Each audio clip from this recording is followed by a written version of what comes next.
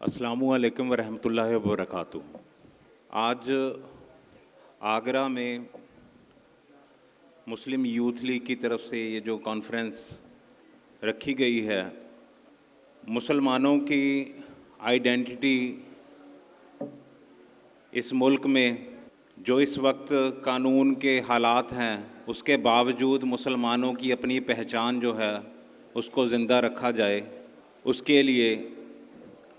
आज इस कॉन्फ्रेंस का यहाँ पे मुस्लिम यूथ लीग की तरफ से ये प्रोग्राम रखा गया है, जिसमें मुझे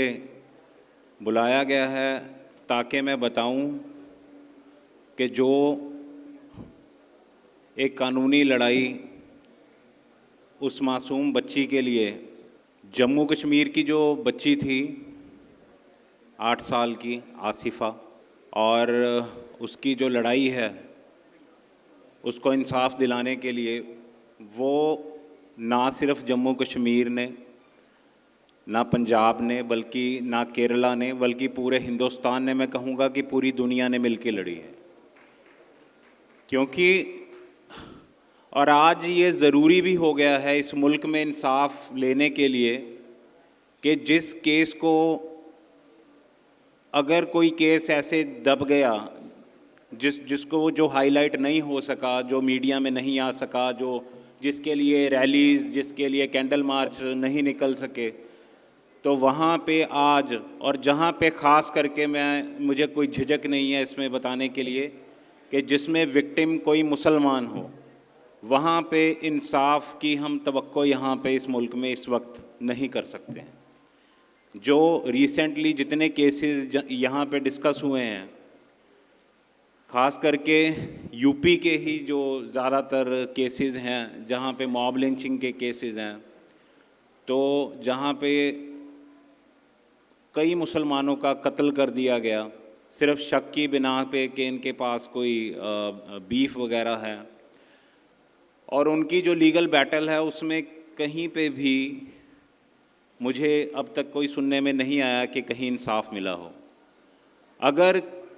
जहाँ पे कोई विक्टिम मुसलमान है वहाँ पे इंसाफ मिलता भी है, तो बिल्किस बानो का आपने केस सुना होगा कि उनको जो मुजरिम थे, जिनको सज़ा हो चुकी थी, जब वो बाहर आए तो उनका इस कदर इन्होंने वेलकम किया कि जैसे बहुत बड़ी जंग जीत के ये वापस आए हों, बहुत बड़ा इन्होंने काम किया। जो रेप के एक्यूज़ थे उनके लिए इस तरह से इन्होंने उनका स्वागत किया, उनके गले में हार डाले, उनको वेलकम किया, उनको, मैं कहूँगा कि पॉलिटिकल पार्टीज़ यहाँ तक चाहती हैं कि वो हमारे नेक्स्ट कोई भी इलेक्शन हो उसमें कैंडिडेट हों। यहाँ तक ये हालात हो गए हैं इंडियन पॉलिटिक्स के इस वक्त कि एक रेप एक्यूज़्ड को यहाँ पे लोग वेलकम करते हैं जब वो जेल से छूटता है। तो वहाँ पे ऐसे हालातों में जो ये केस था, Kathua gang rape and murder case, इसमें फ़िलहाल अभी तक जो इसके मुजरिम हैं, जो कोर्ट ने जिनको सज़ा दी है, तो वो आधा अधूरा इंसाफ है, क्योंकि सिर्फ इसमें अभी तक 3 लोग ऐसे हैं जिनको लाइफ इम्प्रिजनमेंट हुई है, और जो पुलिस वाले 3 इसमें जिसको कोर्ट ने गिल्टी डिक्लेयर किया था, और सिर्फ उनको सेक्शन 201 में डिस्ट्रक्शन ऑफ एविडेंस में सिर्फ सज़ा की थी 5-5 साल की, तो मैं बहुत ही अफसोस के साथ बताना चाहता हूं कि उनको बेल मिल चुकी है। पिछले 1 साल पहले वो 3 जो पुलिस वाले थे वो बाहर आ चुके हैं, और बाकी जो 3 हैं, सांजीराम, परवेश और दीपक खजूरिया, वो इस वक्त जेल में हैं सिर्फ इस केस में। जब ये केस हाईलाइट हुआ 2018 में, तो सारे मुल्क ने सड़कों पे उतर के आवाज़ उठाई, जिससे कि जो वहाँ की पॉलिटिकल पार्टियां थी जम्मू कश्मीर की, तो उस वक्त शायद आपको पता होगा कि बीजेपी के साथ अलायंस था, पीडीपी की वहाँ पे सरकार थी। तो जब ये केस क्रैक किया क्राइम ब्रांच ने, मैं सबसे पहले सलाम करता हूँ उन जांबाज पुलिस अफसरों को, जिसमें कुछ हिंदू जेंटलमैन भी थे, मगर जहाँ इंसाफ की बात आती है तो जिन लोगों ने वो सच्ची कसम खाई थी जब वो आईपीएस के लिए चुने गए थे कि हम सबसे ऊपर इस संविधान को रखेंगे, तो उन जांबाज आईपीएस ऑफिसर्स की वजह से ये केस क्रैक हुआ। और जब इन लोगों को जो इस वक्त जेल में हैं, जब इनको गिरफ्तार किया गया तो वहाँ पीडीपी के जो अलायंस पार्टी थी, बीजेपी जिनकी सरकार थी वहाँ पे जम्मू कश्मीर में, तो उन्होंने वहाँ पे इनको बचाने के लिए, मुजरिमों को बचाने के लिए, जो उस वक्त मुलजिम थे उनको बचाने के लिए उन्होंने तिरंगा यात्रा निकाली। जब वो तिरंगा यात्रा उनको बचाने के लिए, रेपिस्ट को जिनके ऊपर रेप के इल्ज़ामात हैं, उनको बचाने के लिए जब तिरंगा यात्रा निकली तो उसका रिएक्शन हुआ, तो वो सारे हिंदुस्तान में हुआ कि कम से कम तिरंगे को किसी रेप विक्टिम की ढाल ना बनाया जाए। इस वजह से सारे हिंदुस्तान ने, चाहे वो हिंदू हों, चाहे वो मुसलमान हों, सिख हों, ईसाई हों, किसी भी धर्म से हो, वो लोग सड़कों पे उतरे और उन्होंने इस लड़ाई को लड़ा। जब हमें पता चला कि ऐसा एक वाक़या वहाँ पे हुआ है तो हम वहाँ पे जम्मू कश्मीर में उनके पेरेंट्स को मिलने के लिए गए। तो हमने उनको ये एश्योरेंस दी कि क्योंकि उस वक्त तक ये ट्रांसफ़र जो पिटीशन थी वो ऑनरेबल सुप्रीम कोर्ट में मैडम इंदिरा जयसिंह ने पिटीशन दायर कर दी थी ऑनरेबल सुप्रीम कोर्ट में। तो उस वक्त जब हम गए तो हमने उनसे वादा किया था कि अगर पंजाब में ये केस ट्रांसफ़र होता है तो पंजाब में हम विक्टिम फैमिली की तरफ से अपीयर होंगे और इंशाअल्लाह जहाँ तक ज़ोर लगेगा इस केस में हम इंसाफ दिलाने की कोशिश करेंगे। तो 2018 में ही ऑनरेबल सुप्रीम कोर्ट ने इस केस को ट्रांसफ़र कर दिया पठानकोट में। डे टू डे ट्रायल था, रोज़ इस केस की तारीख थी, बहुत हाई सिक्योरिटी इंतज़ामात वहाँ पे होते थे जब अक्यूज़ को लेके आते थे वहाँ पे। और मैं आपको बताना चाहता हूँ कि उन 7 अक्यूज़ को, क्योंकि एक उसमें उस वक्त माइनर डिक्लेयर किया हुआ था कोर्ट ने, तो उसका जो ट्रायल था वो जुवेनाइल जस्टिस बोर्ड में चल रहा था जम्मू में, और बाकी जो अक्यूज़ थे उनका ट्रायल शुरू हो चुका था पठानकोट में। तो उनको बचाने के लिए, उन 7 लोगों को बचाने के लिए वहाँ पे 57 लॉयर्स, 57 वकीलों की एक टीम खड़ी की गई, वो भी जम्मू कश्मीर के जो टॉप मोस्ट वहाँ के वकील थे जिनकी फ़ीस भी 15 लाख से शुरू होती थी। तो ऐसे वकील उनको प्रोवाइड करवाए गए, क्योंकि ये जो ट्रायल था,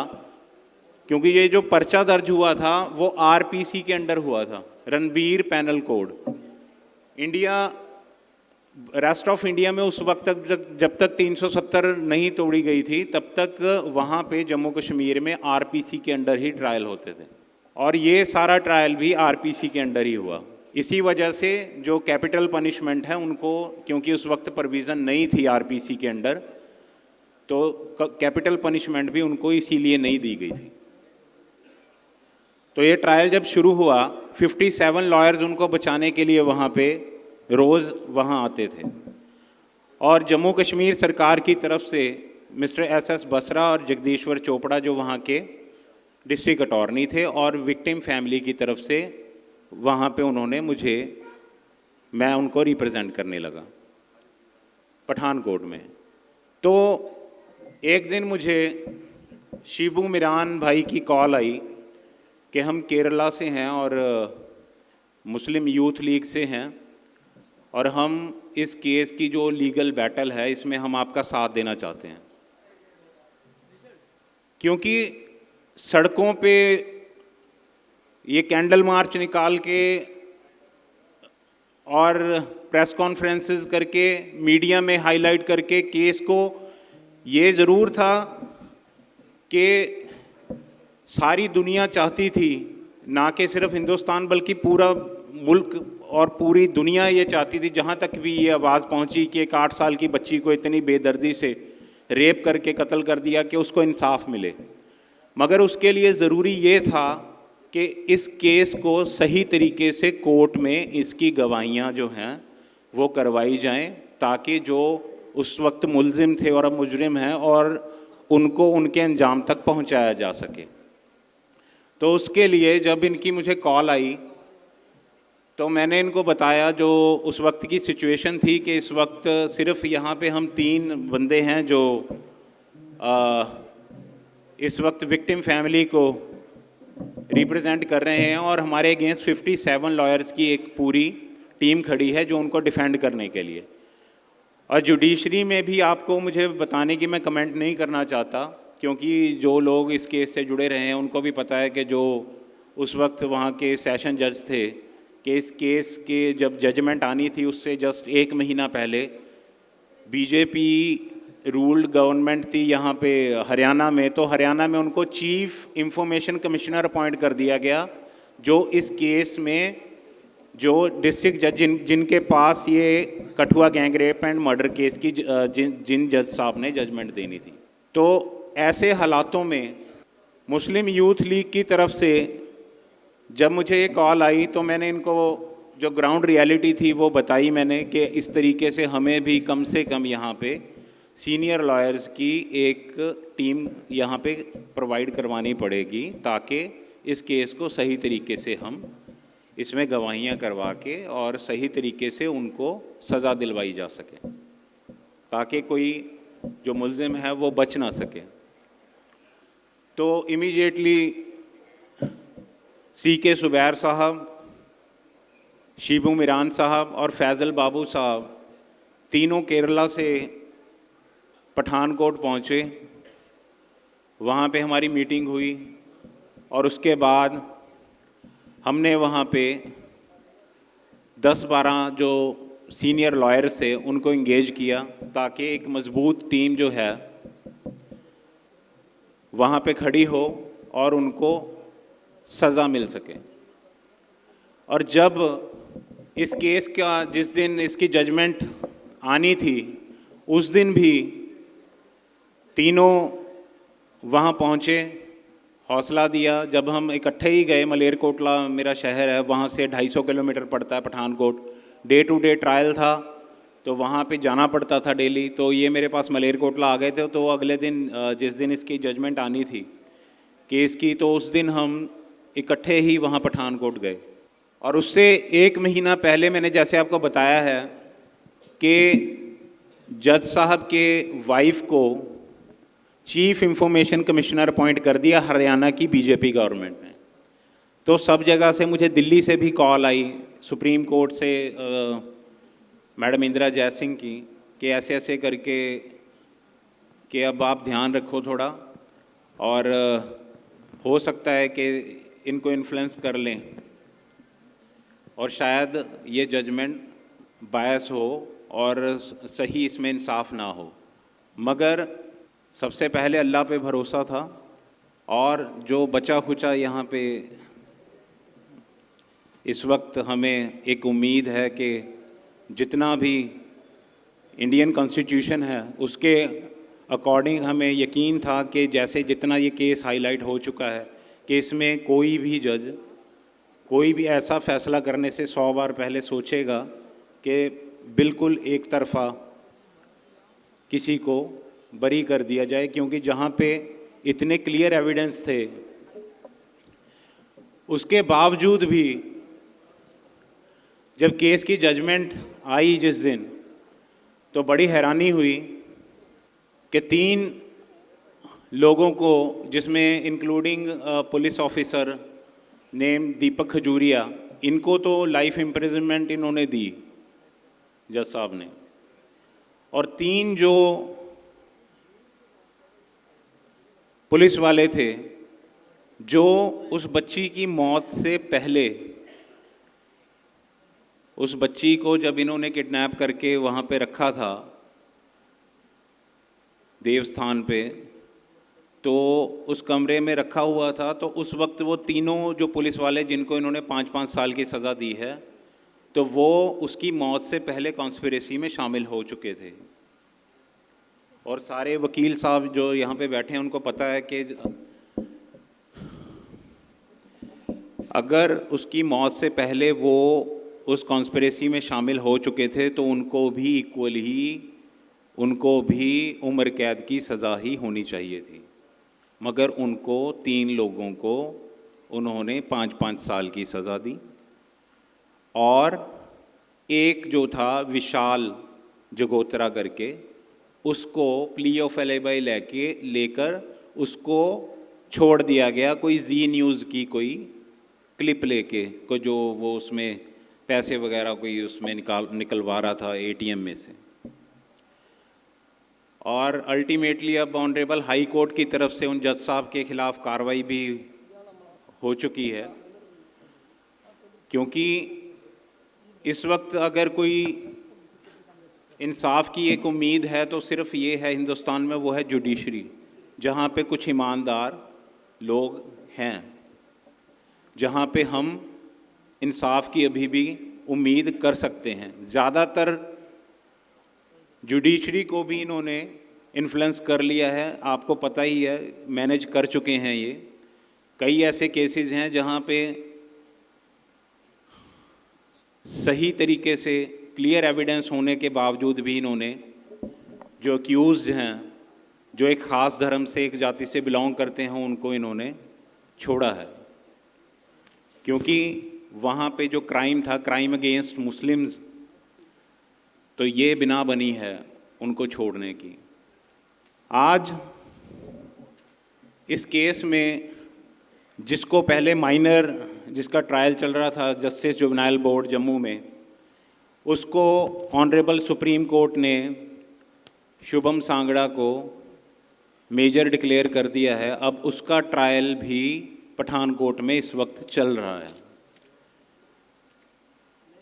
जो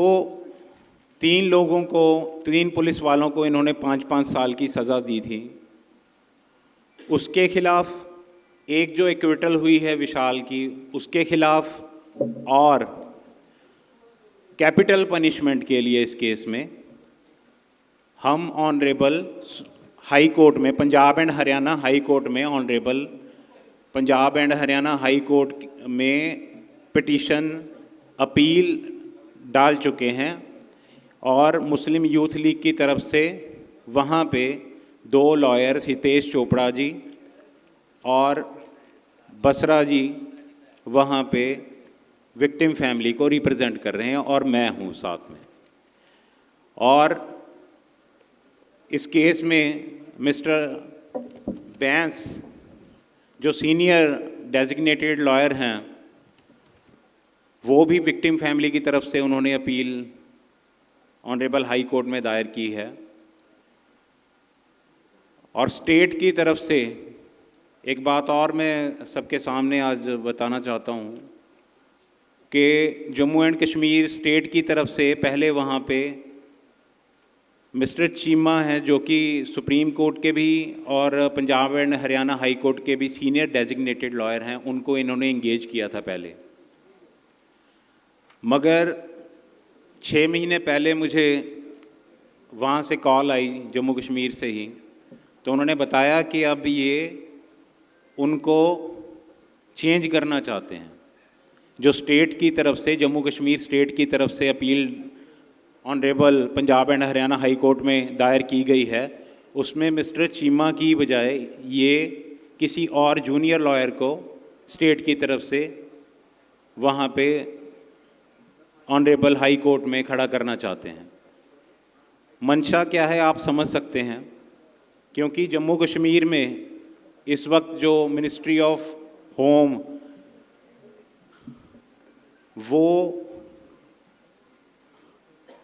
ministry of law and justice, ये वहाँ के एलजी के अंडर है।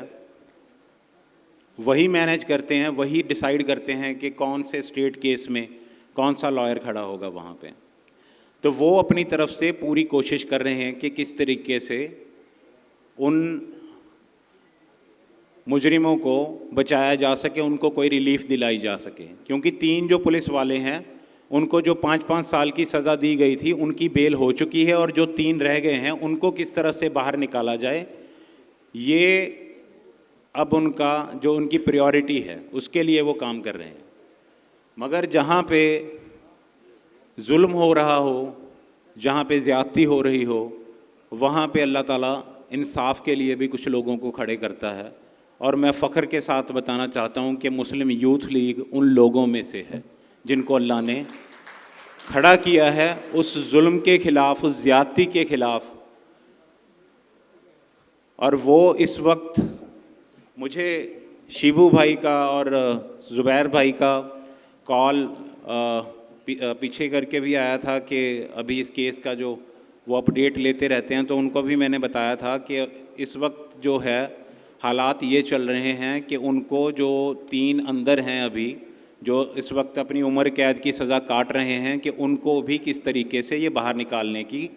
इनकी जद्दोजहद जारी है। मगर इन्होंने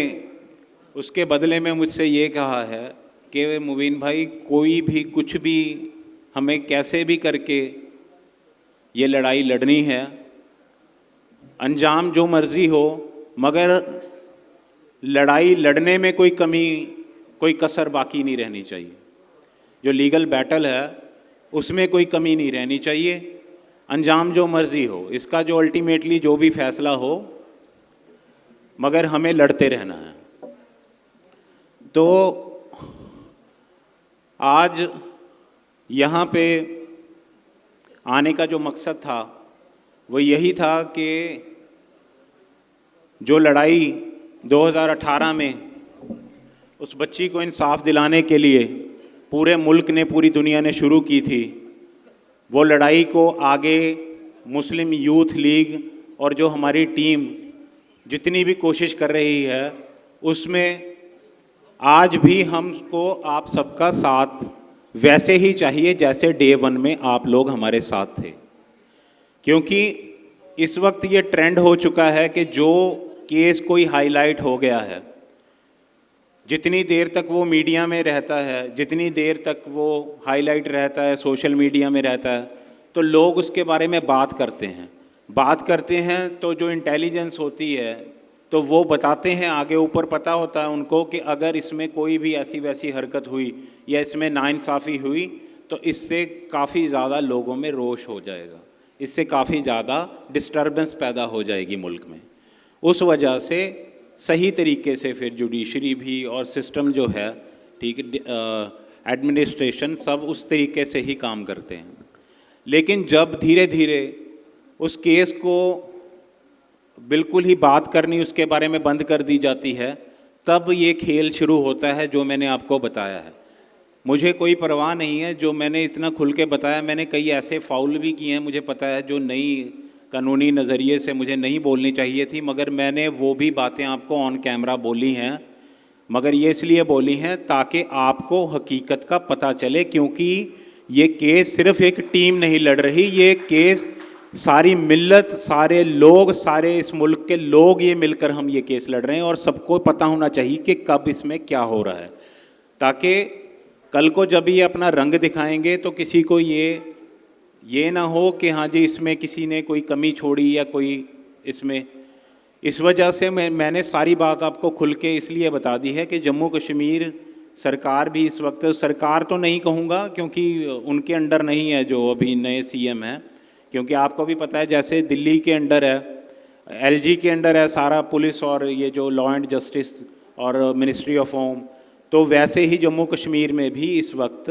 गवर्नर के अंडर है। तो गवर्नर किन्हों ने अपॉइंट किया है, किसकी सरकार है, तो आपको सबको पता है कि कौन मैनेज कर रहा है, कौन ये चाहता है कि वहाँ से ऑनरेबल हाई कोर्ट से सीनियर डेजिग्नेटेड लॉयर को हटा के इस केस में से कोई नए, कोई कम तजर्बेकार बंदे को खड़ा करके इस केस के जो मुजरिम हैं उनको फ़ायदा पहुंचाया जा सके। ये आप लोग अच्छे तरीके से समझ सकते हैं। तो यहाँ आके ये सब बताने का मकसद यही था आज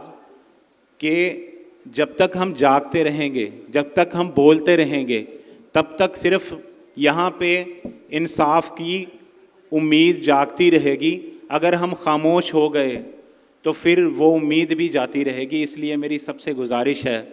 कि चुप रहने से भी छिन जाता है एजाज़ सुखन, जुल्म सहने से भी जालिम की मदद होती है।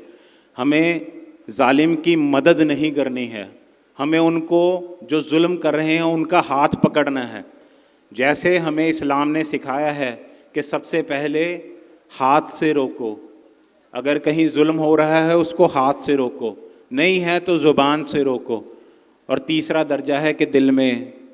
बुरा समझो। और इस वक्त हिंदुस्तान के मुसलमानों का मुझे लगता है कि वही दौर चल रहा है कि दिल में ही बुरा समझें। तो यही तीसरे दर्जे का जो इस वक्त मुझे लगता है ईमान हम में बाकी रह गया है। मगर मैं फिर भी सलाम करता हूँ जो लोग बोलते हैं, जो लोग सड़कों पे उतर रहे हैं, पीछे करके यहाँ यूपी में भी, शाहजहाँपुर में और कानपुर में भी आई लव मोहम्मद कहने के ऊपर जो कितने मुसलमानों के ऊपर जो फॉल्स FIR रजिस्टर कर दी गई हैं। मगर अगर ये लोग भी चुप हो के घरों में बैठ गए, अगर हम लोग भी अपने अपने घरों में सोच के बैठ गए कि अगर हम बाहर निकले तो हमारे ऊपर FIRs हो गई, तो फिर क्या होगा, हमारे घर वालों का क्या होगा। तो मैं बस छोटी सी बात कह के मैं कंक्लूड करता हूँ कि अगर हम मुसलमान हैं तो जब से इस्लाम दुनिया में आया है तब से लेके आज तक ये वो कौम है जो कंफर्ट जोन में रहने के लिए नहीं बनी है। हम लोग कंफर्ट जोन में रहने के लिए नहीं बने हैं,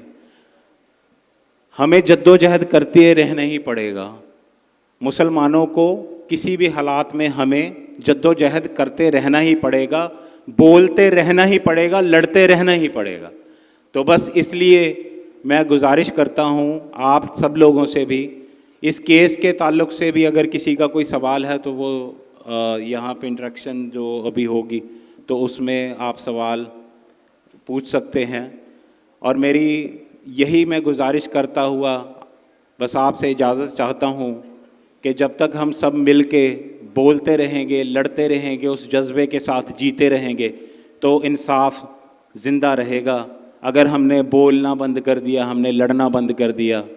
तो फिर वो दिन दूर नहीं कि जब अज़ान होने के लिए भी देने के लिए भी हमें परमिशन लेनी पड़ेगी और कलमा पढ़ने के लिए भी हमें परमिशन लेनी पड़ा करेगी। इसलिए मेरी गुजारिश है कि कोई भी कहीं पे भी जुल्म होता है, जैसे हमारे भाई लड़ रहे हैं, मुस्लिम यूथ लीग आगे आके हर एक मुद्दे पे फ्रंट पे आके लड़ रहे हैं, आप लोगों को भी ज़्यादा से ज़्यादा हमारे साथ चलना पड़ेगा, हमारा साथ देना पड़ेगा। बस यही मैं गुजारिश करता हुआ आपसे इजाज़त चाहता हूँ। अस्सलामु अलैकुम व रहमतुल्लाहि व बरकातुहू।